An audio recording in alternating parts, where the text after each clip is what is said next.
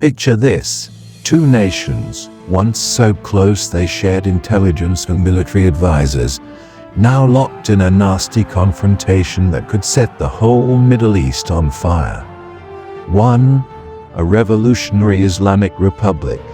The other, a nation born from the ashes of a world war.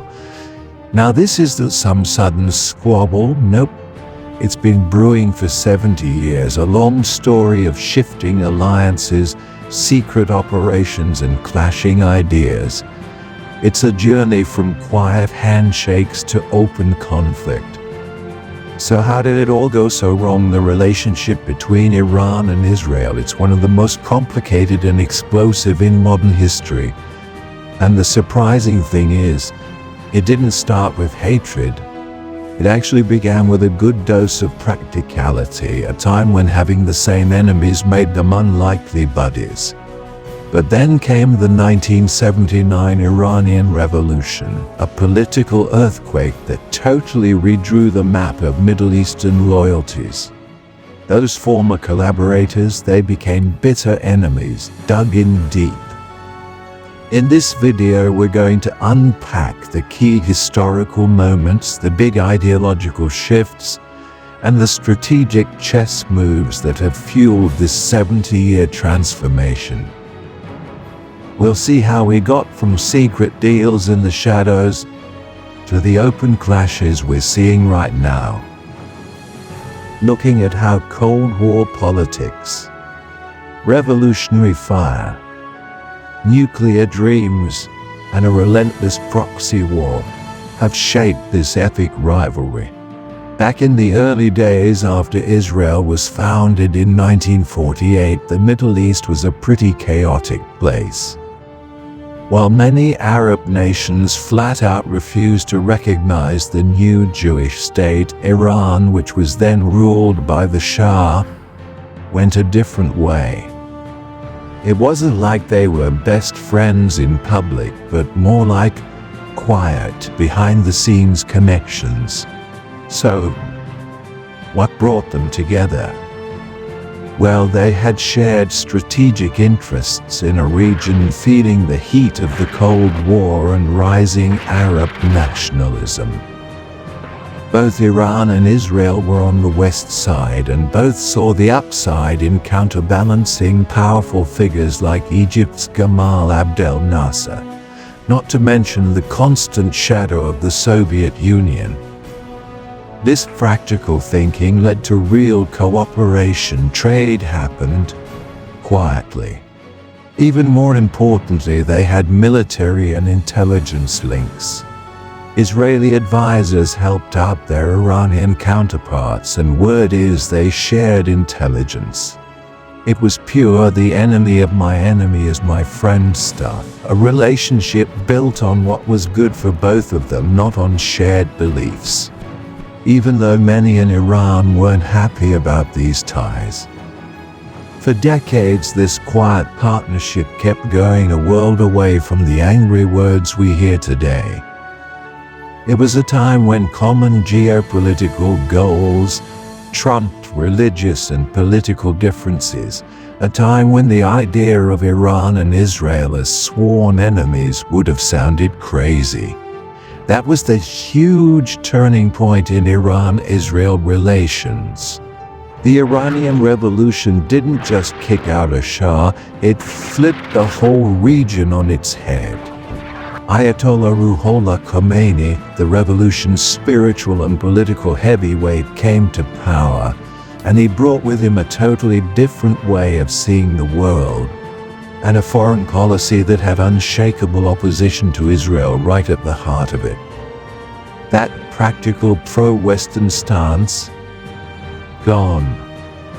In its place was a passionate Islamic ideology that saw Israel not as a possible partner, but as an illegitimate state, an enemy of Islam.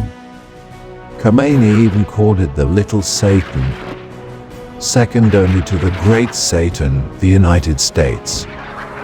And the split? It was instant and total. All official ties were cut. In a big symbolic gesture, the new Islamic Republic handed the old Israeli embassy in Tehran over to the Palestine Liberation Organization, PLO. This showed everyone there was a major shift in who was friends with whom. This wasn't just a policy tweak, it was an ideological earthquake.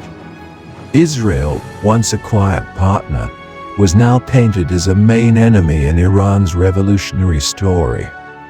This deep ideological divide set the stage for decades of bad blood, changing the relationship from one of quiet, practical dealings to one of open, ideological war. The events of 1979 didn't just close a chapter. They ripped up the whole book and started writing a new, much darker story. So, after 1979, with everyone knowing where they stood ideologically, Iran didn't just stop at harsh words. It started actively building up a network of allies and proxy groups in the region to put pressure on Israel and its Western supporters. This approach really started to solidify during the chaotic 1980s, especially in war-ravaged Lebanon. When Israel invaded Lebanon in 1982 to try and kick out Palestinian militants, it created a power vacuum, a perfect opening for Iran, and it was here that Iran played a key role in helping to build up and strengthen a new Shia Islamist group, Hezbollah. By giving them money, training, and weapons, Iran turned Hezbollah into a powerful fighting force and a key part of its anti-Israel stance. Hezbollah would go on to become a major player in Lebanon and a central figure in the long-running proxy fight with Israel. Throughout the 1990s and into the 2000s, Iran kept expanding this strategy. Support went to other groups that hated Israel, like Palestinian factions such as Hamas in Gaza. This expanding network of militias and political movements, spreading across Lebanon, Palestine, Syria, and Iraq, got the name Axis of Resistance. It was designed to surround Israel, challenge its power in the region, and give Iran multiple fronts to operate from. This complex web of allies allowed Iran to fight a different kind of war, taking on a stronger Israeli military indirectly, kicking off a cycle of attacks and counterattacks that kept the conflict simmering for years, all without an all-out war between the two countries. Then came the 2000s and things got even scarier.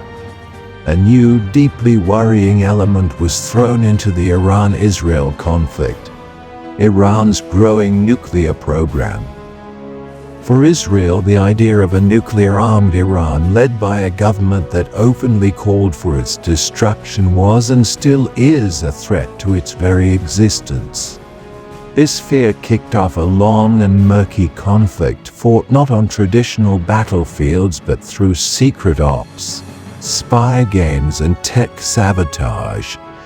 This became known as the Shadow War. This undeclared war involved all sorts of secret activities. Israel was widely thought to be behind some fancy cyber attacks on Iranian nuclear sites, like the famous Stuxnet worm. There were mysterious explosions at sensitive military and nuclear sites inside Iran, and a series of assassinations targeting key Iranian nuclear scientists.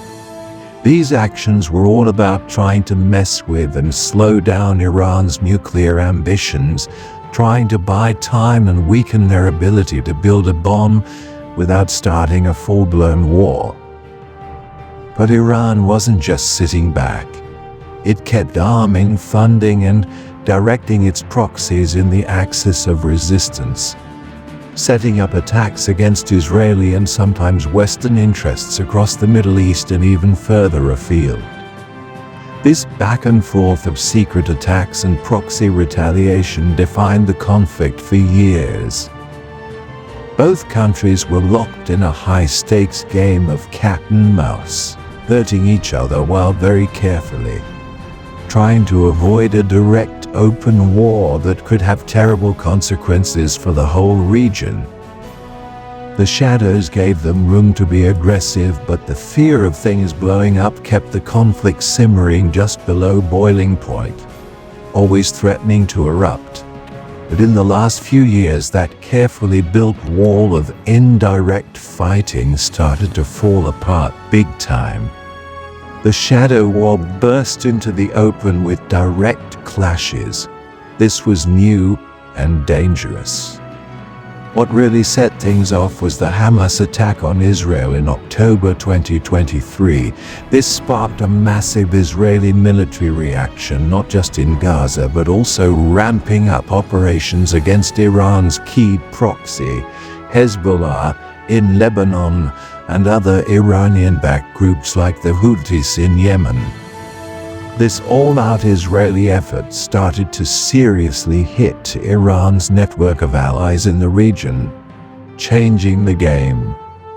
With its proxies looking weaker, and scary intel reportedly suggesting Iran was getting closer to having weapons-grade uranium and had restarted work on nuclear weapons, well, it looks like Israel's leaders felt they had to act. The thinking changed. In a huge shift from decades of secret operations, Israel launched direct airstrikes on Iranian soil. In April and again in October 2024, Israeli forces hit sensitive military and nuclear sites inside Iran. This was a massive step up. No more secret sabotage you could deny, but open acts of war. Iran hit back with its own barrages of missiles aimed at Israel. However, these attacks didn't do a whole lot of damage, mostly thanks to Israel's impressive air defense and control of the skies. On the flip side, Israel's strikes apparently did some serious damage to parts of Iran's nuclear program and military setup. It looked like Israel saw a small window of opportunity closing, pushed by how fast Iran's nuclear program was moving and the fact that its proxy network was temporarily weaker. The era of plausible deniability was over. The conflict had stepped out of the shadows and into the harsh glare of open fire.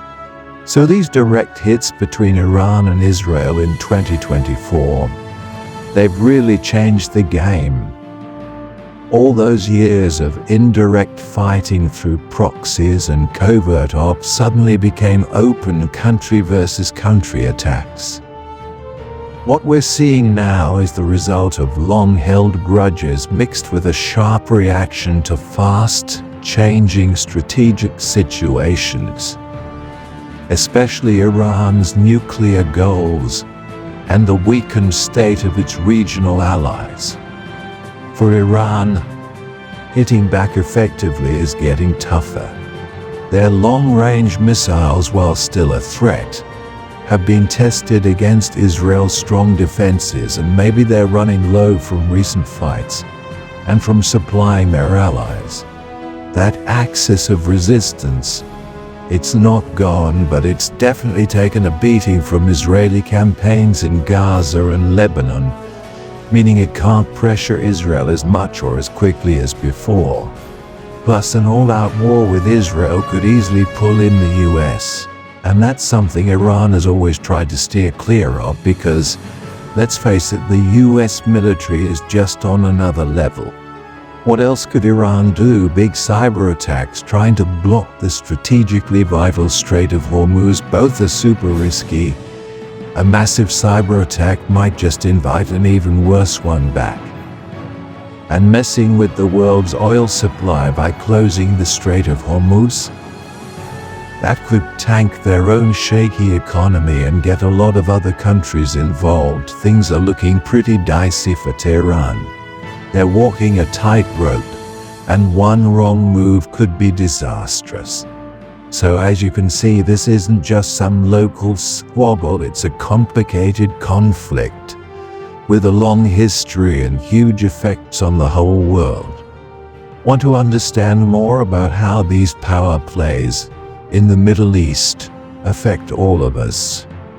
Then hit that subscribe button and ring the notification bell. You won't want to miss what we've got coming up. It's pretty incredible, isn't it?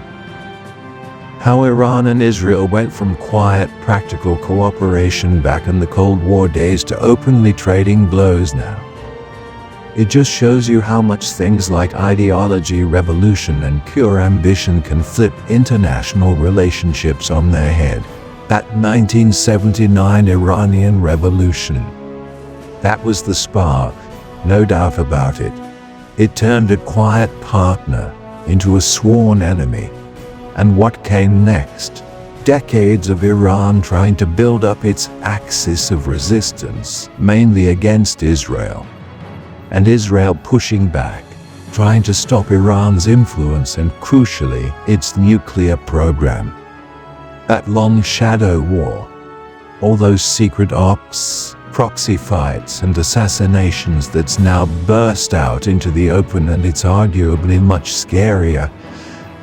Those direct hits in 2024 driven by Israel's fear of Iran getting the bomb and seeing a chance while Iran's allies were weaker. Well, they've completely changed the rules of the game. Right now, the fight between Iran and Israel is one of the biggest powder kegs in the Middle East.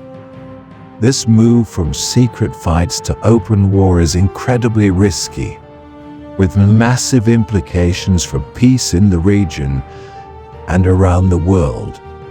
What started as a quiet understanding between two non-Arab countries in a messy region has, over 70 years, just spiraled into this open, bitter fight. And it's pushed both of them and the rest of us closer to a really dangerous edge. What happens next in this long, messy story? Nobody knows for sure, but it's full of uncertainty, and the threat of things getting even worse is always there.